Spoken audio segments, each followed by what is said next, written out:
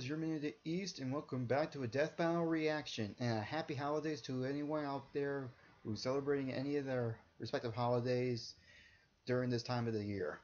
And since we're at the end of the year, that means it's time for a Death Battle season finale. And boy, season 4 went by pretty quick.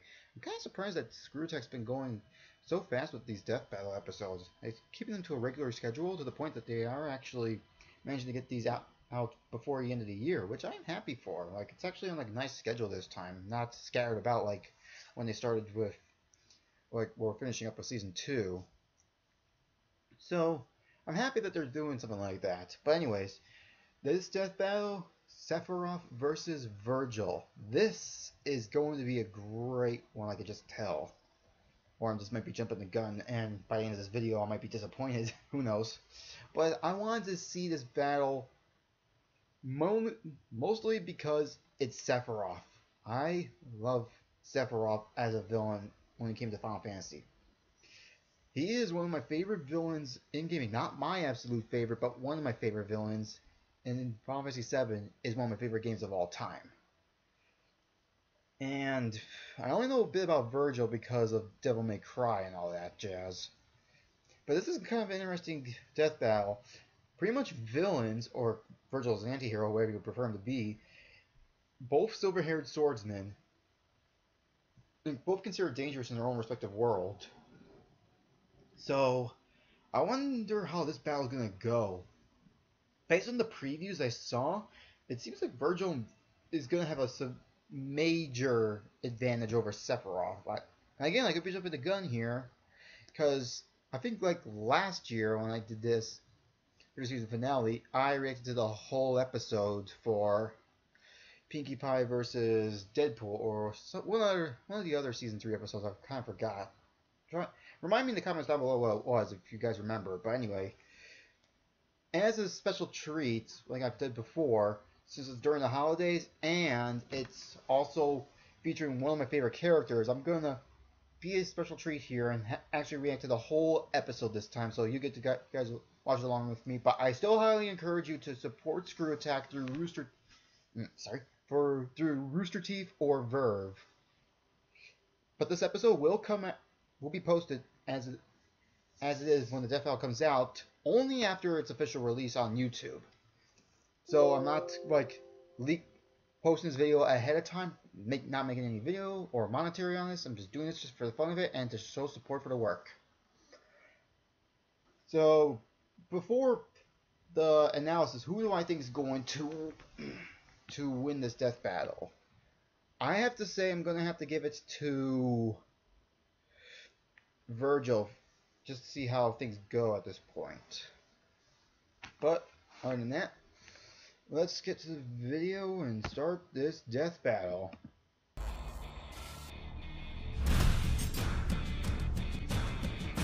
The great philosopher Plato once said, "The measure of a man is what he does with power." But to these guys, power is the measure of a man. Sephiroth, the fearsome one-winged angel of Final Fantasy. And Virgil, the half-demon son of Sparta from Devil May Cry. He's Wiz and I'm Boomstick. Yeah. And it's our job to analyze their weapons, armor, and skills to find out who would win a death battle. Ah, yeah, but it's got to be a 3D battle for the finale. Through the millennia, legends were passed of a source of unlimited energy, the Promised Land. Unfortunately, all hope of finding this sacred ground had been lost, until the Shinra Electric Power Company excavated the remains of a being believed to hail from the very land they sought. They called this weird naked purple lady Jenova and thought that if they could bring her back to life, she could help them find the Promised Land. But apparently, they just didn't have any Phoenix Downs. If they couldn't resurrect a being who could lead them to the Promised Land, Shinra decided they would simply create their own. After many experiments infusing Jenova's cells with those of a human's, they finally found their savior. His name was Sephiroth. With hair like that, it's no wonder he was created in a lab. Look at how majestic that mane is. According to Final Fantasy lore, Sephiroth has to use an entire bottle of shampoo and conditioner every single time he bathes. Why do you know that? voiced Did by you the join his bass fan club singer or of something? NSYNC. For research. I think that was mostly But Shinra Kingdom wasn't Hearts. interested in Sephiroth for his hair. Instead, he was an essential part of their soldier program. Wait, this electric company has their own private military? I'd hate to miss a payment with those guys, especially if they sent but they Seth got more after me. powerful. I mean, look at the ridiculously long sword he keeps with him. That's his Masamune. This 7'2" behemoth of a blade is a lot I like thought the so. They were gonna Nodachi use swords they used back in feudal Japan. equipment from But instead of wielding the end something of long with two the hands like flashback. those, Sephiroth only needs one. Even that speaks nothing of his effectiveness as a warrior. Yeah, you know when people spread legends of someone, they usually make him out to be even better than he really is? It's the total opposite with Sephiroth. With his superhuman speed, strength, and durability, Sephiroth was instrumental in ensuring Shinra's victory in the Wutai War, Yeah. conquering the last free nation on the planet. He returned home a legend. But all those warm, fuzzy feelings of victory didn't last long. While on a mission to the town of Nibelheim, Sephiroth found a bunch of books on the Genova project. That's when he discovered he was a secret science project the whole time. The truth crushed Sephiroth and drove him mad. In a rage, he annihilated Nibelheim, but was stopped by a mercenary named Cloud Strife. Sephiroth was impaled by the Buster Sword and fell to his death. Yeah, just like Oh, crushed. well, that's disappointing. Killed Which him is after what I would have said if Sephiroth hadn't dropped into a hole in the ground that led him to the giant his window body should have been shattered from screensaver the called the Buster Life Sword. Stream. The Life Stream is a buried river of energy which basically maintains life across the planet. Normally, merging with the Life Stream is the equivalent of entering the afterlife, but not for Sephiroth. And this is where things get weird, so buckle up. Still conscious, Sephiroth's essence floated through the life stream for years until he absorbed enough energy to rebuild his body. With the energy of the life stream, he could control other beings with Genova's cells. Including the corpse of Genova, who he manipulated like a puppet and disguised as himself. Oh, what the hell? That's his mom? Who would do that to their own mom? I mean, no. I know she's a genocidal That alien is his monster, mom. but come on. Probably makes a good breakfast. But Sephiroth's descent into the life stream offered him even more. It transformed him from a mere super soldier into the most dangerous being on the planet. He's strong enough to throw a man hundreds of feet skyward, move at supersonic speeds, and withstand brutal stab wounds through vital Heartless organs. Angel. He's got illusion powers that can trick people by creating an entirely fake scenario. He can lift people with his mind, including himself, and then he can just fly. That's how it works, right? Additionally, Sephiroth can cast magic thanks to his on-hand materia. Materia is crystallized life energy which grants different powers according to the type of material used. Yeah. This lets Sephi attack with fire, lightning, ice, and earth-based magic. He can block attacks with barrier and reflect, and heal himself with cure and regen. And ever since jumping into the life stream, he's had unlimited access to his magical powers. With his new godlike abilities, Sephiroth began a plan to stop mankind from drying up the planet's life force. That doesn't sound so scary. Does that mean he's an environmentalist, or...? But to do this, he decided to use black materia to summon a giant meteor to destroy the planet and absorb all of its life energy for himself. So, like, an opposite Not environmentalist. destroy, cause a planet wound. vampire. Big I enough so mean, they we're absorb talking all about a that guy who power. kicked a dude through solid concrete, murdered the crap out of a 30-foot serpent with a spike through the face, and tanked a dragon's flamethrower attack without even getting a teensy bit hurt. A particularly impressive feat considering this attack was capable of one-shotting fellow soldier Zag Fair. Wiz, you may need to up your prescription, because that's definitely Cloud. No, Cloud was just recalling false memories there. It was really Zack. However, it was Cloud who impaled Sephiroth pre-lifestream with the Buster Sword. And holy God, is it huge! It's like 2 feet wide! You'd think a stab from that thing would just cut him in half, but Seth just kind of shook it off. And Yeah. in his rematch with Cloud, he blocked an attack strong enough Was to nowhere crater near the his metal full power, around yeah, him. yeah. Considering the diameter of the crater, still the crazy. surface area of Sephiroth's feet, That's and still assuming the incredible. most likely steel composition, I estimate this attack to equal nearly 1,600 tons of force. Sephiroth can use that wicked sword to stab and lift wannabe heroes by their ribcage, slice through skyscrapers, and shoot energy beams that can They got shred that. these huge Mako cannons.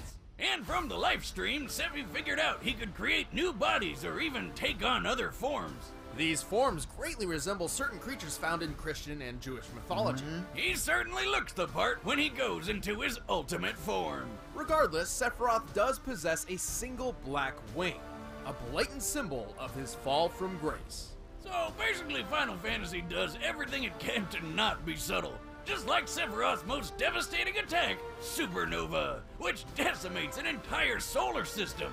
Wait, if Zeph is that powerful, how does anyone ever beat him? Don't get the wrong idea here. There's a lot of debate over how Supernova actually works, but I think it's pretty clear that Sephiroth isn't creating the explosion himself. Rather, he's transporting his foes to a specific point in time within an alternate dimension. Careful, Wiz, don't sell him short. Yeah, Just look at it. Kind of weird how When they he uses the attack, reality literally crumbles away like glass. This is identical to the animation for certain summoned creatures. According to the official Crisis Core Complete Guide, summons draw their targets into their own space in order to attack, and this is no different. In the Dissidia fighting games, Sephiroth goes for the simple approach and opens a dimensional hole to the explosion. The attack is even described as sending destruction even into other dimensions. Yeah, And if he could summon planet-busting meteors at will, why did he go through so much trouble to get the black materia, which literally summons meteors? That would explain why the supernova doesn't hurt him. He's not really there, just using those illusion powers of his. With all these powers, I can't believe Cloud and friends were able to take him down. He's not invincible, but he's damn powerful. Yeah. Ever persistent, Sephiroth departed with a final, chilling promise. I will never be a memory. Why does he sound so bored? 2,000 years ago, a great mutiny transpired in the underworld. The demon warrior Sparta rebelled against his evil master, Mundus. To protect the world, Sparta did his best to seal the connection between Hell and Earth. But then Sparta got lonely, or maybe it was just a sausage fest in there. Either way, he snuck out of hell long enough to knock up this chick named Eva, and she popped out a couple of awesome demon slayers. Nice choice. You may remember the younger of the two, Dante. Oh yeah, he fought that witch chick with the hair. But the eldest and potentially deadliest brother was the one and only Virgil. And people like Virgil more. Virgil and Dante were rivals from birth. Dante was a goofball. Virgil was serious. Dante hated his being a demon, and Virgil loved it. It's that classic odd couple scenario. But then one fateful day, in an act of vengeance against the late Sparta, a group of rogue demons separated the two brothers and killed their mother. Virgil was believed to be dead. But in reality, Virgil survived and set out on his own path to seek his father's immense power for himself. And he's 100% equipped to be a butt-kicking demon slayer just like his pops. As a half-demon, Virgil can jump several times his own height, move at supersonic speeds, and heal himself quickly, kind of like that Wolverine guy. He can tough out getting stabbed through the lungs, intestines, the heart, body parts I'm pretty sure most people need. Not if my experiment has anything to say about it. You say something, Wiz? I said not if Virgil's abilities have anything to say about it. Well, sadly, for any human demon or human demon who gets in his way, Virgil also happens to carry some extra deadly weapons on hand, including a spiffy katana called Tomato. Yamato. It's said that this sword can cut through anything, even dimensions, and probably tomatoes. Wow. Actually, Yamato is the exact thing Sparta used to seal hell from Earth in the first place. Virgil's sword-fighting prowess draws from his Dark Slayer fighting style, which emphasizes teleportation, lightning-quick movements, and even quicker slashes straight from the sheath. This technique is directly influenced by Iai Jutsu, the real-life Japanese art of the quick draw. And thanks to Virgil's demonic powers, he can attack so fast the blade seems invisible. Yeah, the only thing better than fighting with one sword is fighting with 8! With Virgil's ghostly summoned swords, he can turn himself into a living Beyblade, fire them like a machine gun, or make it rain!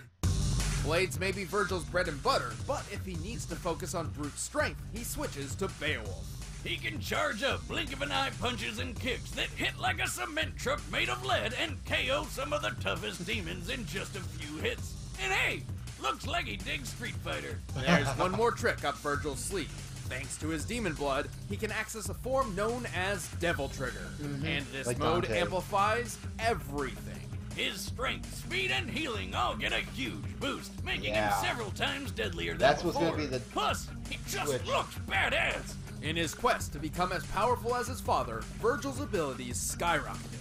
He's taken down dozens of demons in the blink of an eye, and escaped an illusion from the sorcerer Arkham, which makes normal people go crazy. But if anything's gonna show off what a son of Sparta can really do, it's pitting him against his bro. Sure, Virgil can easily avoid Dante's bullets, but why dodge them when you can spin your sword, line them all up, and fire them back? Like a boss. In the same battle, they briefly created a 12-foot diameter open space in a heavy rainstorm with nothing but their sword swings. On average, storms can fill a cubic foot space with as many as 30 raindrops. So, Virgil and Dante must have destroyed 108,000 raindrops in less than a second. Yeah, If that's Virgil speed. can swing his sword that fast, I bet he'd make a killing mowing lawns, or chopping meat at the deli, or giving haircuts, or doing that thing where he chops bad guys to pieces so fast they don't even realize they're dead yet. Like when he fought Beowulf. The monster, not the weapon. And then he punched him so hard he flew 55 feet up and hit the ceiling. When comparing Beowulf's size to Virgil, he appears to be as large as an elephant. Given what's available, this seems like our best measure of Virgil's strength, but there is one issue. The Devil May Cry series makes frequent use of slow motion to depict the absurdity of these characters, and this could be a similar case. So let's look at another slow-mo feat, the rainstorm fight. At one point, the rain freezes in place for about 2.5 seconds, as Virgil and Dante keep moving, indicating a 14,500% speed increase in real time. Applying the same degree to the Beowulf punch gives us an acceleration speed of about 4,882 feet per second. With that in mind, we can apply our previous data to deduce the maximum height sand ceiling, and determine Virgil's striking strength to be nearly 720 million newtons of force. That's a lot. It matches Virgil's incredible toughness, too. We already mentioned his super healing factor, but it's Yeah, even more that's overpowered strength than you think. alone. Virgil once got completely cut in half, but healed so fast that it's impossible to even notice. And his regeneration ability can be worn down. Yeah, that's how this weird jester guy beat him. But it takes a lot to pull off, and Virgil can always just use Yamato to hop through dimensions to get away if he wants. Sadly, Virgil never got to rule the demon realm like he wanted. Instead, the Demon King Mundus permanently transformed Virgil into his puppet, irreversibly manipulating his mind in the process. And then Dante kind of, exploded him.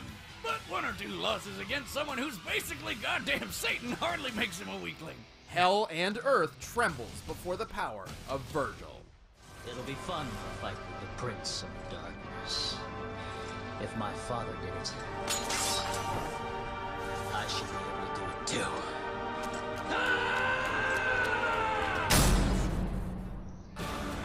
All right, the combatants are set. Let's end this debate This is once gonna and for all. be it. Okay. Quick analysis. Who do I think's going to win? I still have to sadly admit it's got to be Virgil, especially with those feats of his speed and strength greatly outclassing Sephiroth. Not to mention the Devil Trigger that pretty much guarantees him the win and the victory. Much like how Dante did the last time with Bayonetta, using the Devil Trigger to defeat Madame Butterfly. And he's got more useful attacks than Sephiroth, since most of his attacks from the magic are mostly just minimal and simplistic. Save for, of course, using Supernova, Heartless Angel, or the Meteor for the Black Materia. But still, I'm pretty sure that I think Virgil's going to do it. But I gotta still cheer for my boy Sephiroth here. Even though this is probably going to be a one-sided fight. Anyways, let's get right to the battle. Here we go. It's time for a death battle! Time for the season finale. Here we go.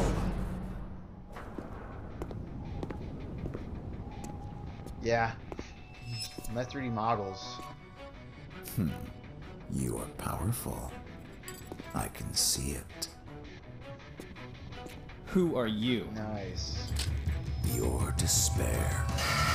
Yeah.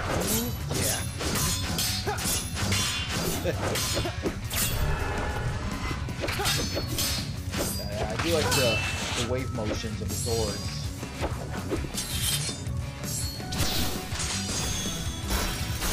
Yeah. We're already going to Beowulf. Nice.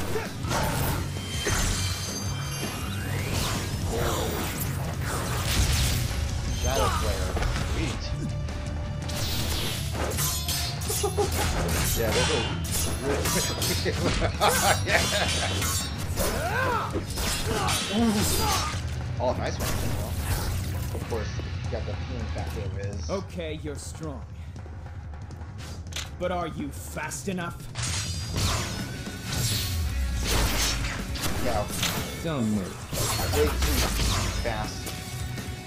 Much faster than Sephiroth. I suppose it can't be helped. Oh, whoa. Hey, here's the illusion.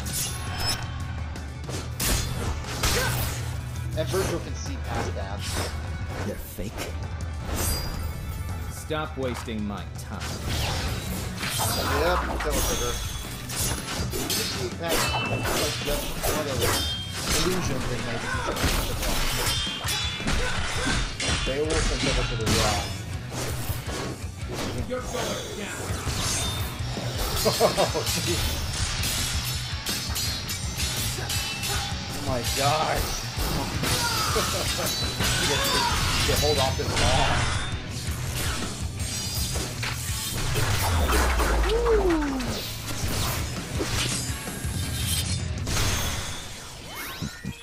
Behold. Yep. Supernova. What is that? Supernova. I saw you could pierce the fabric of our dimension, so I cast an illusion to disguise this. Witness oblivion.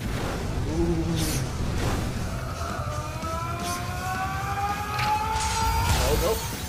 Oh. Wow, Virgil. I'm free. Woohoo! So you are. Boy, he got cut in half before. Oh, what?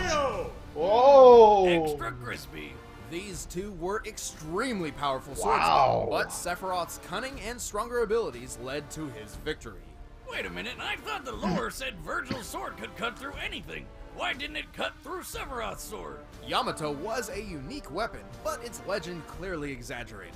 On multiple occasions, it's clashed with Dante's blade and even a common rocket launcher without cutting through either, and sometimes requires an exuberant amount of force to cut through tougher material. But let's discuss the real facts. Like strength. So Virgil with Beowulf could do 720 million newtons, right? But there aren't a lot of good Sephi strength feats to compare. First, let's compare Sephiroth to a fellow first-class member of the soldier fighting force, who had also been experimented on with Genova cells, Zack Fair. Remember him? He's the Knot Cloud guy who fought that dragon. At his peak, Zack could cut through a large metal door with one swing, seemingly with most of his strength. Wow. Given the size and width of the door, this feat's sheer strength comes out to 980 million newtons. Jeez. And Seph was way stronger than Zack. In fact, if we look at their strength stats when they fought that dragon, Sephiroth was 3.5 times stronger than Zack. Putting Sephiroth's strength output at over 3 billion newtons. That's almost as much force as 30 Hiroshima bombs. Strength isn't everything, though. Virgil was technically faster than Sephi, but Man. Sephiroth has handled people of similar speeds before. Plus, Sephiroth could survive plenty of hits because his healing power is broken. The capabilities of Virgil's healing factor was nearly unprecedented, but it had its limits. In contrast, Sephiroth's healing abilities were only limited by his pool of magic, which was unlimited. Well, he also had to take some time to cast each healing spell, but that's why he distracted Virgil with his illusions.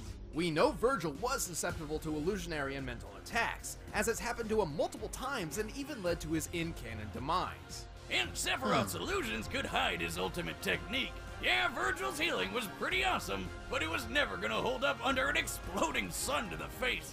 Virgil put up a good fight, but he couldn't match Sephiroth's superior strength, magic, and techniques. Looks like this devil's cried for the last time. The winner is Sephiroth. I'm surprised. Hey, I'm Chad. I play Boomstick. Ben, I play Wiz. If you want to get the fight music for this episode of Death Battle, just click the link in the description and you can pick it up on iTunes. So you can get music from Thor vs. Wonder Woman, Naruto vs. Ichigo, a bunch of death battles. And if you want exclusive commentary on this episode, then click that box right over there in the corner. Thank you so much for joining us for Death Battle Season 4. We're excited to show you some awesome episodes next year in Season 5. Season 5, February 5th.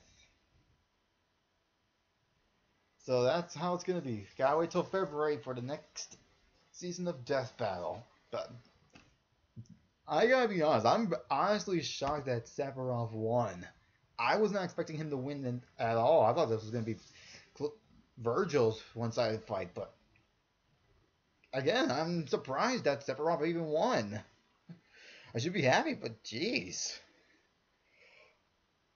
But man, I am happy how this battle came out. I could see there was a bunch of collision detection, especially with the hair and Sephiroth's outfit in general. I mean, his outfit's kind of complicated when you go with his original Yoshihaka Amano design. But Jesus, I love this battle. This was a nice season finale to end on, and still honestly quite a shocking finale for Sephiroth to be the winner. But yeah, that's it for this video, guys. If you liked it, please leave a comment, like, share, and subscribe for more videos. If you like this video, please leave a comment in the comment section down below. So with that said, this has been your Minion East. So until next time, take care, everyone. See you for Season 5 next year. And once again, have a happy holidays wherever you may be. And I'll see you guys for the finale of this year. I might do something for New Year's, but who knows. Again, take care, everyone.